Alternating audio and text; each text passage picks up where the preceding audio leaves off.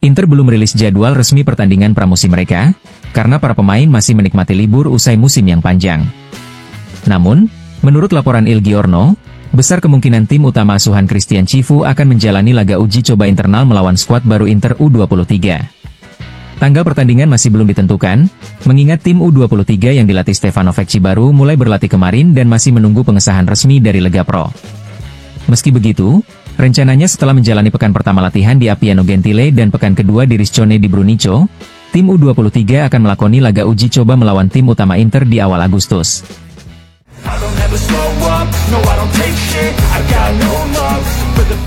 Negosiasi antara klub Brugge dan dua klub Milan tengah mengalami perlambatan. Jalur transfer Ardon Jashari ke Milan menjadi rumit, dan meskipun sempat dikabarkan akan hengkang, sang pemain justru hadir dalam pemusatan latihan klubnya. Di sisi lain, transfer Aleksandar Stankovic dari Inter juga tertunda. Menurut Sport Mediaset, hambatan dalam transfer Stankovic disebabkan oleh klausul pembelian kembali yang diminta Inter. Kedua klub sebenarnya telah sepakat pada harga 10 juta euro untuk transfer permanen. Namun, perdebatan muncul soal nilai klausul buyback.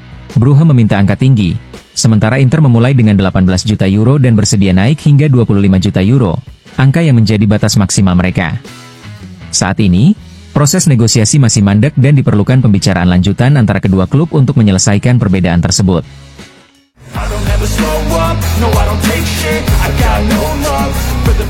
RB Leipzig belum terburu-buru melepas Lois Openda dan dikabarkan menginginkan harga tinggi, yakni di kisaran 60 hingga 70 juta euro, menurut media Jerman. Namun, Inter, yang menjadi klub terdepan dalam perburuan striker timnas Belgia itu tidak bersedia membayar lebih dari 35 juta euro. Sementara itu, RC Lens, mantan klub Openda, turut memantau perkembangan situasi ini. Mereka berharap transfer bisa terjadi dengan nilai setinggi mungkin karena memiliki klausul persentase dari keuntungan penjualan. Namun, jika kesepakatan terjadi di angka sekitar 50 juta euro, Lens justru akan menerima bagian yang sangat kecil dan tidak menguntungkan secara finansial.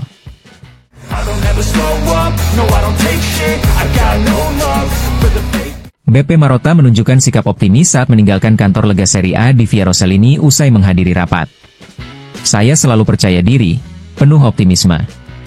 Kami adalah Inter, jadi harus selalu menatap masa depan dengan keyakinan besar, ujar Presiden Inter tersebut. Terkait isu transfer, Marotta menjelaskan beberapa situasi pemain.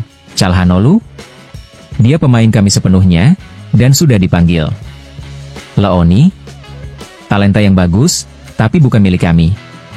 Carboni, dia milik kami dan akan ke Genoa, destinasi yang tepat di bawah pelatih bagus seperti Vieira.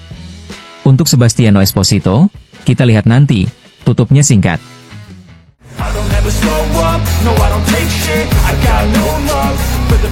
Terbuka jalur baru untuk Christian Aslani, gelandang Inter yang sebelumnya menolak tawaran dari Real Betis. Kini, Fiorentina dikabarkan mulai serius mengejar sang pemain untuk memperkuat lini tengah asuhan Stefano Pioli. Menurut TMW, kontak langsung antara kedua klub sedang berlangsung saat ini. Fiorentina beralih ke Aslani setelah opsi mendatangkan Hugo Larsson dan Adrien Bernabe menemui jalan buntu. Bernabe sendiri memilih bertahan di Parma satu musim lagi. Selain Fiorentina dan Betis, Bologna juga tertarik pada gelandang Aslani, mengingat mereka tengah aktif membenahi sektor tengah pada bursa transfer musim panas ini.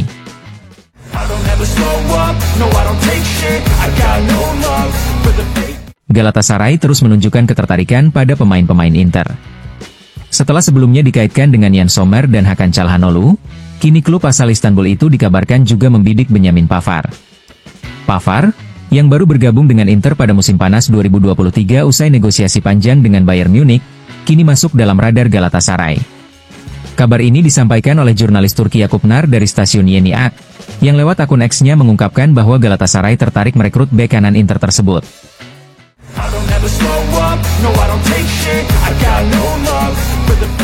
Villarreal kembali menunjukkan minat terhadap Tajon Buchanan.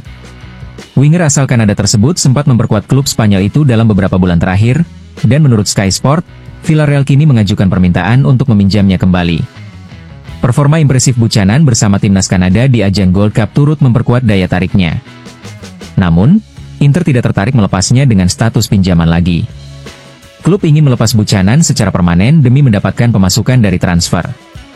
Sebelumnya, Muncul juga kabar bahwa Sassuolo ikut memantau situasi sang pemain.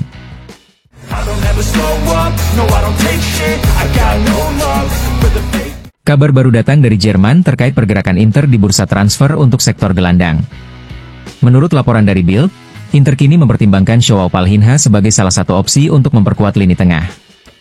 Gelandang asal Portugal itu dibanderol sekitar 25 hingga 30 juta euro oleh Bayern Munchen, klub pemiliknya saat ini.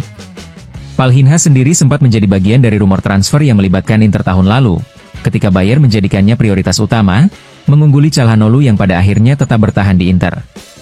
Kini, giliran Inter yang mengarahkan perhatian ke Palhinha sebagai target potensial.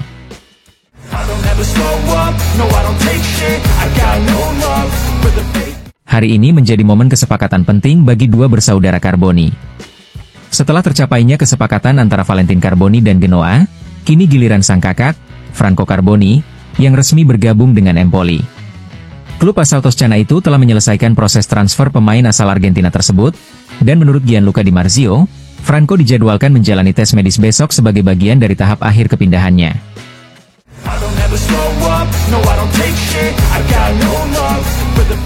Dalam program Calcio Mercato El Originale di Sky Sport, jurnalis Paolo Condo memberikan pujian kepada penyerang muda Inter, Francesco Pio Esposito. Ia menyoroti kemampuan istimewa sang pemain. Esposito mencetak gol yang sangat indah ke gawang River Plate, dan hal pertama yang saya lakukan setelahnya adalah melihat semua golnya bersama Spezia, dan saya menemukan bahwa dia bisa mencetak gol dengan segala cara. Dia benar-benar punya insting mencetak gol yang luar biasa, ujar Condo.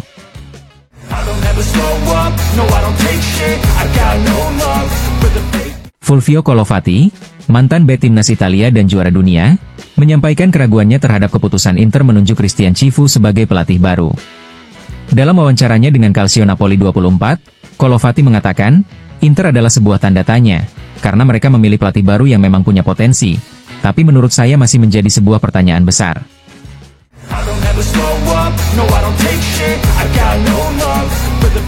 Dalam podcast La Tripleta yang dipandu oleh La Gazzetta dello Sport, mantan kiper Sebastian Frey memberikan pandangannya mengenai aktivitas transfer Inter. Ia menilai bahwa langkah Inter mempertahankan para pemain bintangnya merupakan strategi yang sangat cerdas. Menurut saya, Inter sudah menjalankan pasar transfer dengan sangat pintar. Perekrutan terpenting adalah bisa mempertahankan para pemain inti. Memang mereka tidak akan bertahan selamanya, tapi saya yakin mereka masih bisa tampil di level tinggi setidaknya satu musim lagi, ujarnya. Sementara itu, klub juga mulai memikirkan investasi pada pemain muda untuk masa depan. Frey juga menyoroti posisi penjaga gawang, terutama antara Yann Sommer dan Josep Martinez. Ia menyarankan agar Sommer tetap dipertahankan. Sommer adalah sosok pemimpin yang tenang, berkarisma, dan sangat berpengalaman. Di saat bersamaan, Inter sudah berinvestasi besar untuk Martinez, yang menurut saya bisa menjadi kiper hebat di masa depan.